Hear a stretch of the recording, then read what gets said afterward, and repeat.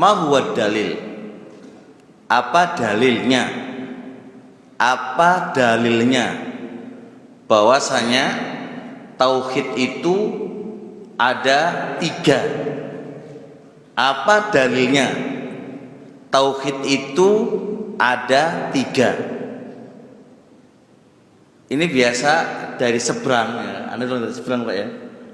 Seberang itu mengomentarin kita dengan bahasa mereka, antum anti bid'ah gitu kan. Antum itu anti bid'ah, kamu sendiri jatuh dalam perbuatan bid'ah. Apa bid'ah kami? Tuh, kamu membagi tauhid ada 3.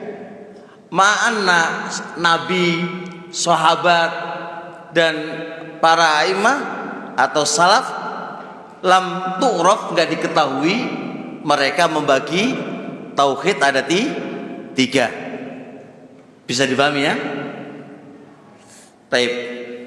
Di sana ada 2 alim ulama, ada 2 buku yang membahas masalah ini. Satu Syekh Abu Bakar, Syekh Bakar Abu Zaid dalam kitab beliau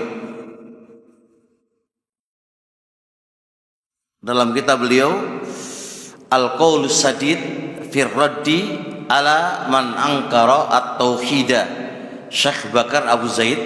Yang kedua ada Syekh Abdul Razak bin Abdul Muhsin Al-Abbad hafizallahu taala. Beliau juga punya kitab membantah kepada orang yang mengkritiki ini. Saya cuma sampaikan di buku ini ringkasannya.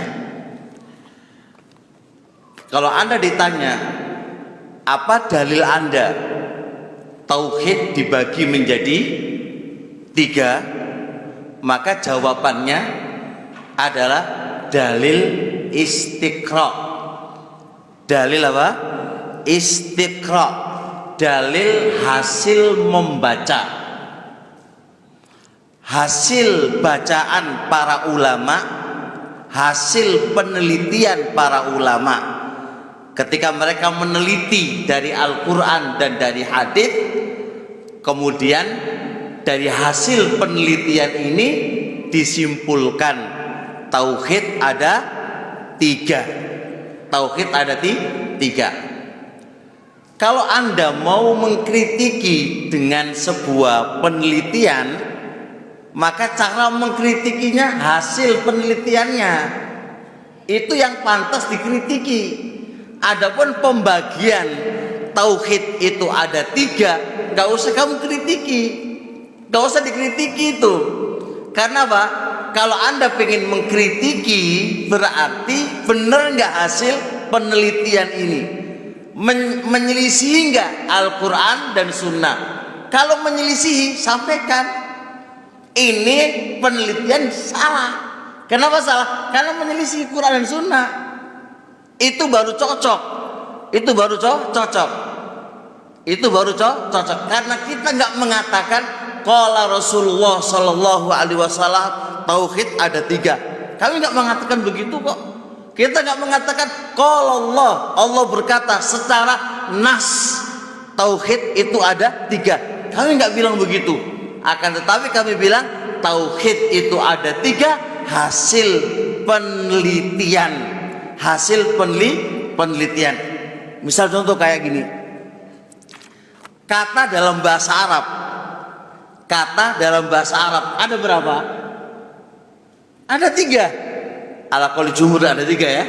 Ada ismun, ada fi'lun, ada harfun. Dari mana? Apakah qala Rasulullah Sallallahu Alaihi Wasallam usulul kalimah itu ada 3? Enggak ada. Enggak ada ulang begitu. Hasil penelitian para ulama-ulama nahwu, mereka meneliti dari Al-Quran dan sunnahnya Rasul alaihi salatu wassalam, diteliti, ternyata kata itu enggak lepas dari isim dan enggak lepas dari fi'il dan enggak lepas dari huruf. Begitu pula ahlu tauhid, mereka meneliti dari Al-Quran dan Sunnah, dan mereka mendapatkan Al-Quran itu dan As-Sunnah itu tidak lepas penyebutan tentang Allah Subhanahu wa Ta'ala dari tiga ini: tauhid rububiyah, uluhiyah, dan asma wa sifat. Saya kasih contoh. Mana dalilnya di Al-Quran ada tauhid rububiyah? Saya sebutkan beberapa dalil. Di antaranya adalah dalil ketika Allah Subhanahu wa Ta'ala berkata, wala in sa'altahum man khalaqas samawati wal arda la yaqulunallah. Tauhid rububiyah ini itu sudah dijibiliakan oleh Allah. Tauhid rububiyah ini sudah dijibiliakan. Allah sudah memfitrahkan kepada manusia bahwasanya yang menciptakan alam adalah Allah Subhanahu wa Ta'ala. Kecuali yang kelompok daria, kelompok yang dari itu ateis ya, enggak percaya dengan Tuhan, itu sudah enggak dianggap aja itu. Tapi secara fitrah manusia, Allah sudah menjibilikan, Allah sudah memfitrahkan kepada kita bahwasanya yang menciptakan alam jagat raya ini siapa? Adalah Allah. Jangankan itu, orang-orang musyrikun dahulu, musuhnya Nabi, yang Nabi perangi, itu saja mengingkari apa? Meyakini adanya tauhid rububiyah. Wala in sa'altahum, jikalau Anda bertanya kepada mereka, man khalaqas samawati wal arda, siapa pencipta langit dan bumi? La yaqulunallah. Sungguh Allah pakai lam taukid sama nun taukid. La yaqulunallah. Sungguh mereka akan mengatakan Allah. Allah. Siapa pencipta langit dan bumi? Nah, ini namanya tauhid rububiyah. Diistinbatkan, dikeluarkan hukum dari model semisal ini, yaitu apa? Tauhid rububiyah. Tauhid rububiyah. Tauhid apa? Rabbil alam, alhamdulillahi rabbil alamin. Rabb semesta alam. Ismana Rabb yang memiliki alam. Ismana Rabb yang menciptakan alam. Ismana Rabb yang mengatur alam. Ini ismana tauhid rububiyah. Diambil dari ayat-ayat itu, lalu ditetapkan sebuah istilah. Istilahnya apa? Ini istilah tauhid rububiyah. Istilahnya tauhid rububiyah. Hanya istilah, teman-teman semuanya. Hanya istilah. Laisa bisyai'in jadid, bukan perkara yang baru. Itu dari Al-Quran. Cuma istilahnya dinamakan tauhid rububiyah. Bisa dipahami? Kemudian tauhid uluhiyah. Adilah tentang tauhid uluhiyah banyak banget dari Al-Quran. Gak usah jauh-jauh. Fa'lam annahu la ilaha illallah wastaghfir linta ismana la ilaha illallah wa tauhid uluhiyah. Iya kan? Dzalika bi annallahu wal haqqu wa anna ma yu'baduna min dunihil batil.